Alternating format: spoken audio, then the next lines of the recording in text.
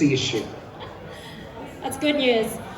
So, Mario, you're really well known for citizen journalism, and for many people there is a backstory to why they really believe in the power of citizen journalism, and we want to hear your story on why you believe in the power of it and how you got into it.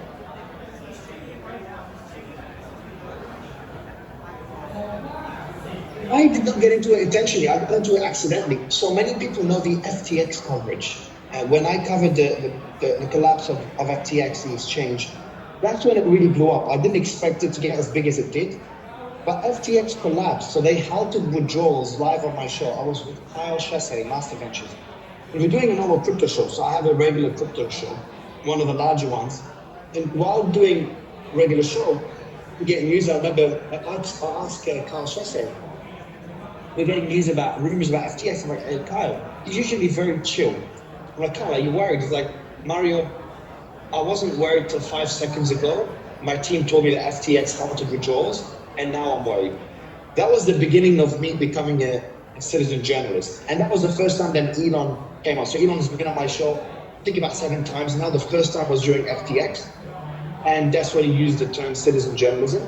Now, how did I get into politics, which has been a passion of mine for many years? Since I was a child.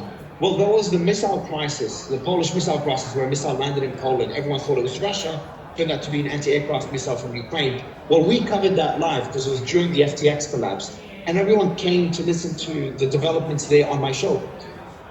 And then the Twitter files happened, and I covered that with Bull and Kim.com. We covered that live, and Ian Miles. And then again, Elon came on a few more times during the Twitter files. And that's kind of the beginning of becoming a political show as well. And since then, we've covered everything. We've had prime ministers, presidents, business leaders, Mark Cuban, Bill Ackman on the show. And you know, I've made enemies with different countries like Brazil and Pakistan, which are censoring people, and I'm very critical of that. But those is a journey from FTX, Twitter files, and then politics in general. It's so incredible the numbers that you attract on your X or Twitter spaces, and it's just amazing how someone who isn't traditionally a professional journalist can achieve so many incredible things and also spread the word to the mainstream. As you mentioned, your journey from the FTX crisis and then to the Twitter files and then Brazil and so on. Can you pinpoint what is the point at which you had your big break in media?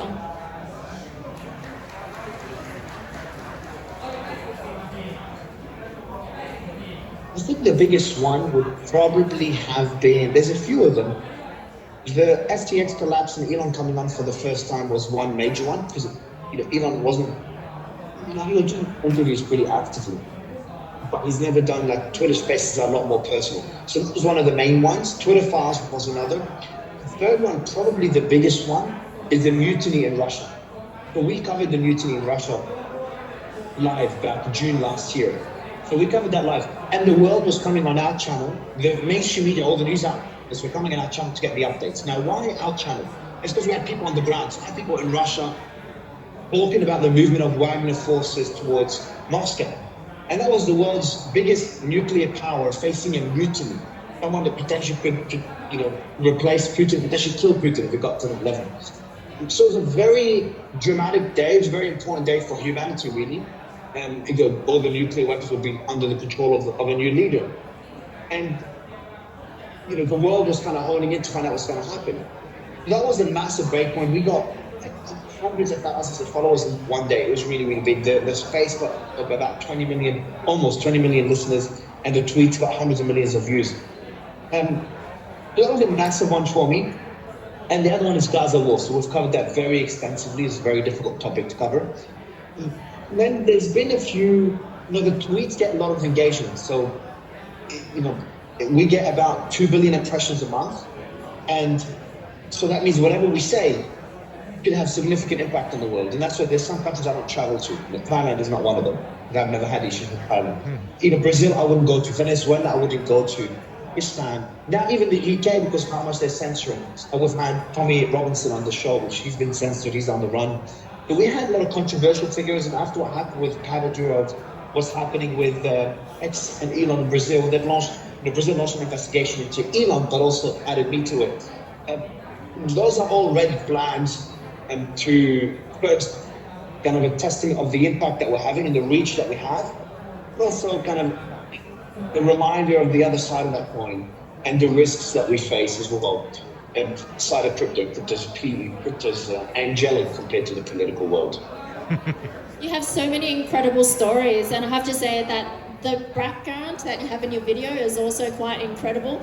So Mario is dialing in from Dubai, which is one of the most crypto-friendly jurisdictions at the moment. Hong Kong, Dubai, even Thailand is where a lot of people are flocking. Now, I want to talk about traditional media versus citizenship. Alyse, it's not only crypto-friendly.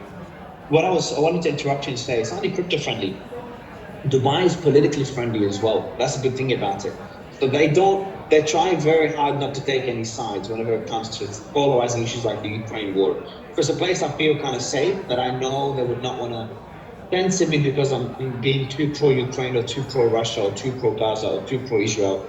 And because they try to be mediators and different political sides, usually the East versus the West. So it's kind of it fits into what we stand for. And it gives me that sense of security as well. So it's been a good country. But yeah, sorry, go ahead with your question. And it's good to hear from someone on the inside who has this insight. So the next question is around traditional media versus citizen journalism. We all know that traditional media is suffering at the moment. We've got media outlets like Vice, they've shut down. TechCrunch has laid off a whole bunch of journalists. And a lot of people are now going directly to the source for news, such as X. So for example, if people want to learn directly from investors like Bill Ackman, they'll just go to their X profile rather than reading an article that's written by Wall Street Journal. So Mario, does decentralized citizen journalism challenge or threaten traditional media in your mind, or will they coexist? That's a good question.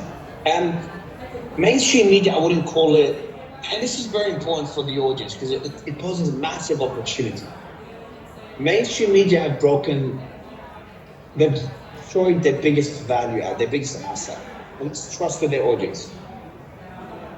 They've spent decades building that trust, trying to be objective, and they've destroyed it over the last 20 years. It's difficult to call it journalism anymore because first, not all journalists are the same, not all mainstream media outlets are the same, some are still more objective than others. But in general, the majority of them have become so biased that they fit into a category of entertainment rather than journalism. So the question is, would someone go into X to hear Bill Ackman's thoughts rather than going on mainstream media? Absolutely. Because they don't want mainstream media's biased perspective on what Bill Ackman said. They want to know what Bill Ackman said or what Elon said, and people would make their own decision. So we've seen platforms like X, and that applies to other social media platforms as well, except they are censoring. That's the problem. But when they start censoring, they start shaping the narrative. X is trying as much as possible to avoid censoring as long as the laws are not broken. So when you avoid censoring, and when you avoid the bias of mainstream media because you're going direct to the source, you've just kind of taken a step further to focusing on the truth, to bringing the truth to the audience. While it doesn't matter as much in crypto, because crypto is still very small, there's other industry this applies to. Every other industry. And crypto will be the same very soon. That's why when I talk to Cointelegraph or CoinDesk or all these respective news outlets, I talk to them. I talk to their editors, and I say to them, I said, like, the value you guys, I had an interview with Cointelegraph a couple of months ago, and I said, the value that you guys brought is so important, but as we've seen with the block, I think it was, I can't remember who it was, that we found out that our owner was paid off by Sam Bankman-Fried a while ago. And I can't remember if it was the block or another one, so I don't want to name names. But we had a news outlet, a crypto news outlet that was paid off by the owner, and they lost their credibility and trust, at least for a period of time. So I said to Cointelegraph, I'm like, the trust that you guys have will be tested time and time again. and your resolve is what will build something of value. And we see that with KOLs as well. A lot of KOLs, and I've given the same advice to KOLs, a lot of KOLs, they give up trust for short-term returns, which is understandable, but they have to be careful. So as soon as you chip away from your trust and use it to monetize, you got to make money, you're destroying that value add, you're destroying that asset. What you need to do is you need to balance it out where you continue building that trust, because that's becoming an extremely rare commodity, and a commodity that I'm capitalizing on with what we do. We've built our company, obviously we have the journalism side, we invest a lot, we invest in about 23 projects a week. So just to kind of give you an idea, we have a marketing side, we've been marketing for many years, we're scaling that heavily, we incubate projects, we incubate about 3 to 4 projects a month. We invest in about 20 projects, now about 15 to 20 before, so that a month ago was 30. A month, so we have a whole business side, but for the journalism side, it capitalized on the breakdown of trust within mainstream media. That's a really good lead on into the next question. You had already mentioned the bias problem, and also accuracy, credibility, and trust. So a lot of people, like in the audience today, have a problem that journalists don't do the research, and sometimes they put out articles that are highly inaccurate or incredibly biased. Perhaps journalists don't have the patience or the ability to read research papers. Some publications lean heavily to the left or the right. So in citizen journalism, how do you ensure accuracy, credibility, and non-bias, or does it have the same problems as traditional media? Oh, it will have the same problems. I'm glad your second part of the question is a more interesting one. Does it have the same problem? Because as a concept, citizen journalism has the same issue. Why not? It's people sharing news. Of course, they're going to be biased, and of course, they're going to be subject to corruption. We saw an alternative media outlet just a few days ago, the Department of Justice shut it down, and they were alleging that a Russian company or a politician or billionaire, I don't remember who, someone from Russia that was funding this media company, and they worked with a lot of prominent names. They were funding it in order to disseminate Russian propaganda. So of course, citizen journalists will be subject to this. Of course, I'll be subject to this. And that's why I said, luckily I have the business side, but I don't have to rely on the journalism side for money. I don't need to make money from the journalism side. We have an entire large company, over 80 employees, that's kind of funding everything. So, but other journalists don't have that privilege. They need to make money from somewhere. Journalists are not well compensated in general. And that's what mainstream media, well, the trap they fell into. They needed to accept money from advertisers. But when someone like Pfizer is funding you tens of millions of dollars, hundreds of millions of dollars, it's very difficult to say no when they tell you to remove it or alter a piece of journalism on one of their vaccines. Do you see where the conflicts of interest is happening? So it's become more of a systemic issue, an issue, again, of conflict of interest. How do we fix that? You just gotta make sure, it's tough.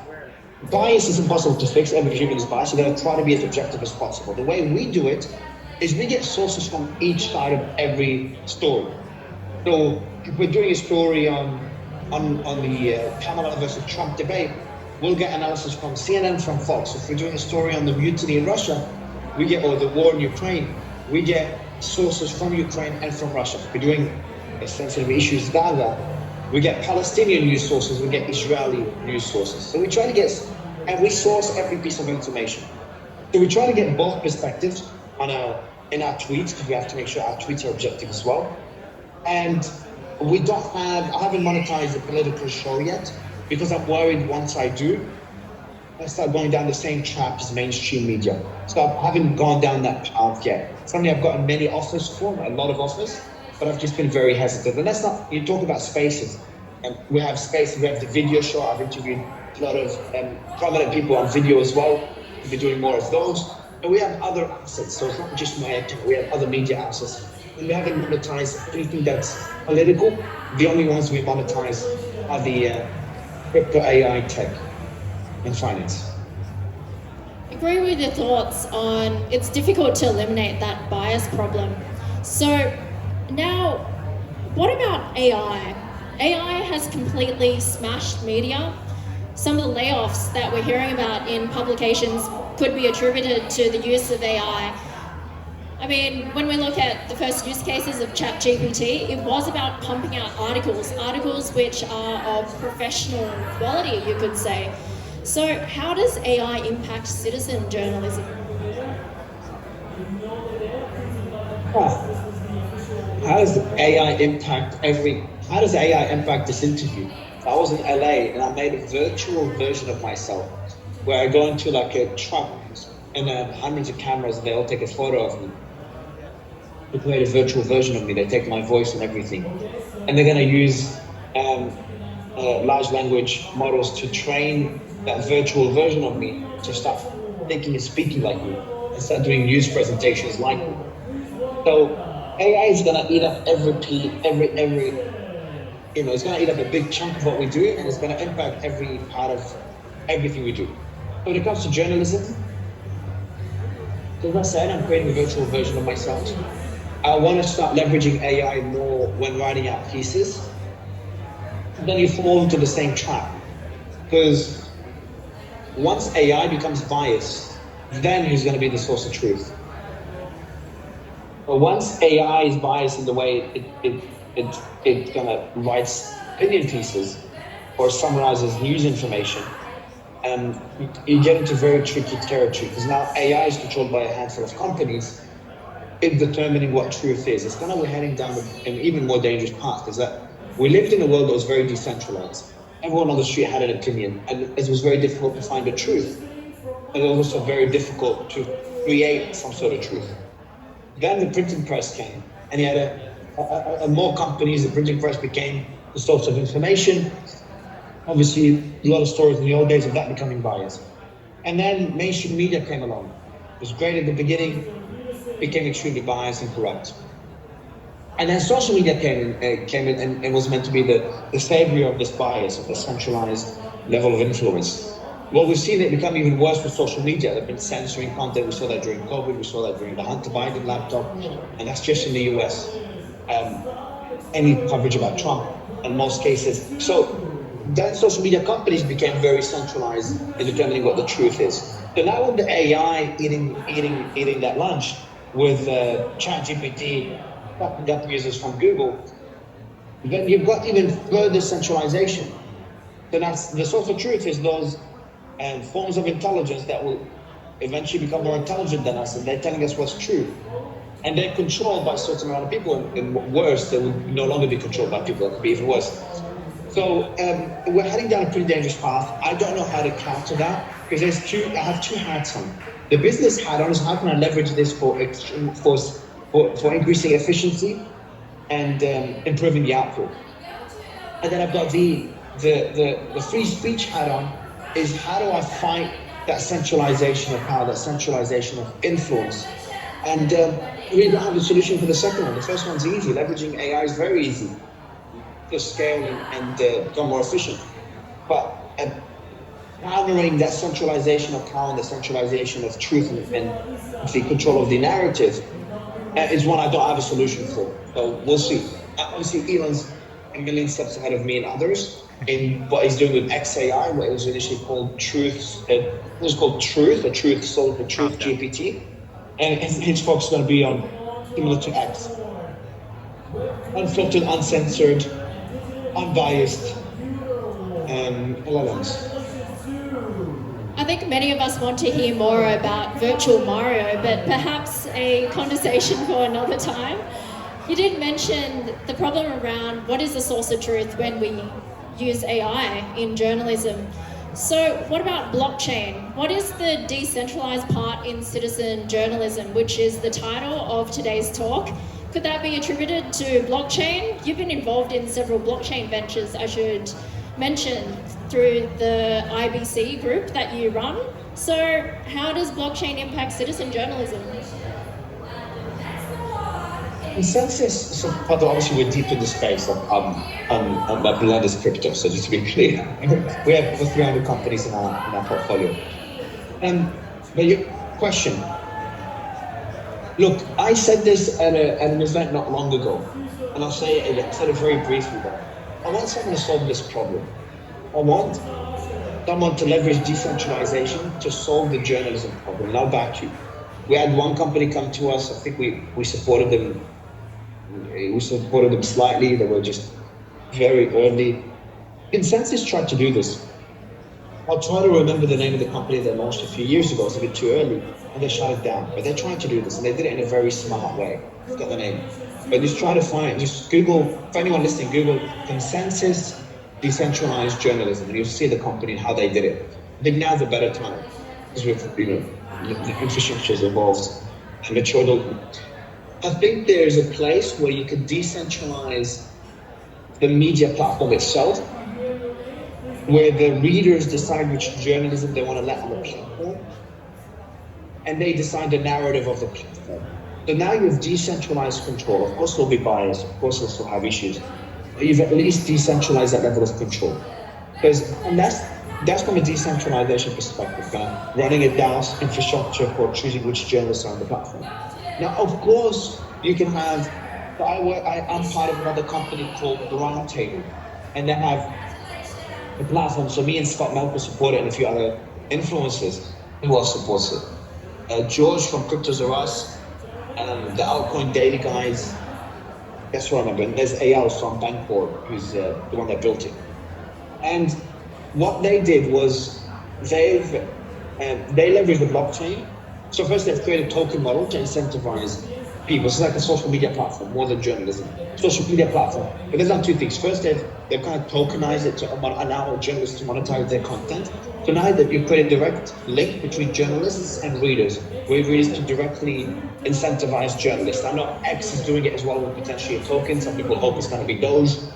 But X is going to do it as well. We've seen that in their code. I've talked about it before. But going back to Roundtable, so not my Roundtable, it's another Roundtable. And what they've done, another thing they've done is they've leveraged the blockchain where every post, just like a decentralized social media platform, is on the blockchain. How does that link to journalism? What you can do is every piece of news goes on the blockchain. The founder of James Hockman, he's a big media tycoon. He's the founder of the Roundtable. And he said a story where he put out a story during COVID, a news article exposing a lot of these big pharma companies in the early days before it became kind of normal to expose them and criticize them. He exposed them, but he's got censored very quickly. So it's like, Mario, one thing we can do when it comes to decentralized journalism is you essentially, if you launch that piece of the news story, that article, you put it directly on the blockchain. So now it's immutable. No one could remove it, no one could censor it. You just need front-end platforms to allow access for it with little barriers to entry, with little friction. But once you leverage the blockchain for that purpose, which is obviously one of the core value as of the blockchain, once you leverage it for that purpose, you've just solved a big problem when it comes to journalism, and that's censoring the content. Once you've solved the monetization problem, allowing journalists to be paid directly, you've solved the misaligned incentives problem where advertisers are paying journalists. Once you've solved for the third one is you've got the story goes on chain, the DAO structure for choosing which journalists use the platform, you've again solved for censorship. And you've allowed the readers to choose who are the journalists they believe in. Do they believe in Michael Schellenberger? Do they believe in Greg Greenwald? Both for them to be on the platform. Do they not believe in I don't want to name people, but that NBC or whatever journalist that loves to write hit pieces? Vote them out of the platform because they've just destroyed their trust. Do they not like this journalist? What's this guy, Don Lemon? All he does is figure out a way to create a certain narrative or make Elon look bad. Vote him off the platform, as Elon kicked him out of Twitter, but then you have a decentralized way of kicking him off. So that's a decentralized way where readers can choose which journalists they want to believe, and where trust starts to have more value again, or at least the value of trust is in the hands of the readers. Talking about blockchain and crypto, you were a whale or a judge on Killer Whales, which is a Shark Tank meets crypto show. Season 2 is going to air on Amazon Prime, Tubi, Apple TV at the end of the year, I believe. Unfortunately, I didn't get to meet you in person, although I did see you walk past in the studio. Do you have any tips for Transhuman Coin or any other projects that are hoping to be on killer whales? Yeah, it's an incredible show, number one. I genuinely recommend everyone to watch it. I think the season 2 is going to be even better. So many projects hated me. I was so brutal on this project. I just had so many fights with the judges, and I could have been a lot more aggressive if people didn't tell me to calm down. Because I just wanted to be raw. I wanted to be authentic.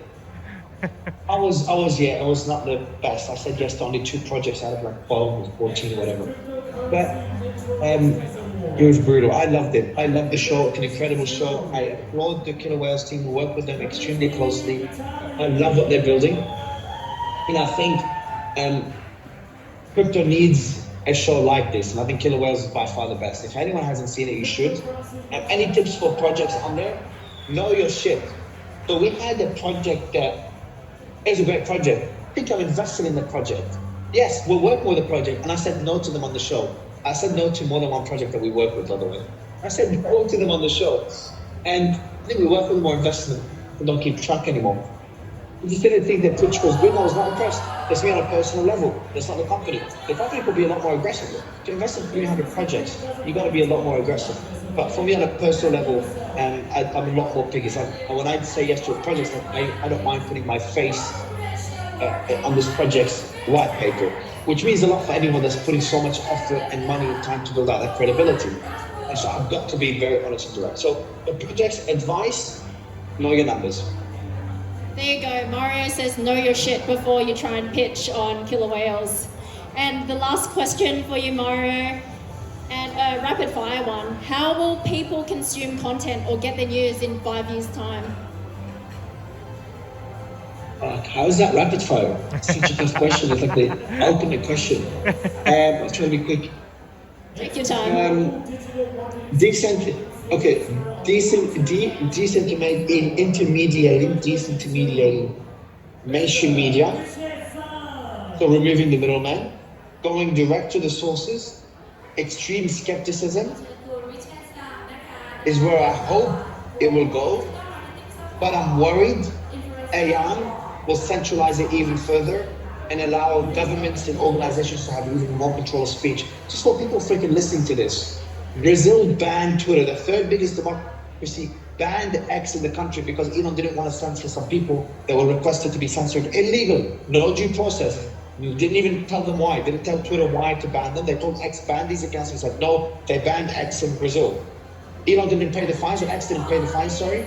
They froze the bank accounts of Starlink, which Elon won an award for by President Bolsonaro, which was on my show. He gave an award to Elon to congratulate him for bringing the internet to people in remote areas of Brazil that the government couldn't bring internet to them. Now this new guy, the Supreme Court Justice Moraes, banned X in the country and froze the bank accounts of Starlink. Stan banned X. Venezuela banned X. This goes on. France arrested the founder of one of the biggest communication platforms because of what people said on his platform. And so there is an effort right now to control speech, to control the narrative. And I worry that if people don't start standing up to this, if they don't act, it doesn't take much. You have to go on the streets. Stop breeding mainstream media platforms that censor. Stop using social media companies that censor. Because in a few years, as Glenn Greenwald said, that we're heading down a path where we're slowly but surely, but they're doing it in a very gradual way. They're chipping away on our freedom. They're chipping away on our ability to share our thoughts, to have our own independent, objective opinion. They're being able to control the narrative in such a gradual way that people are not able to wake up to it.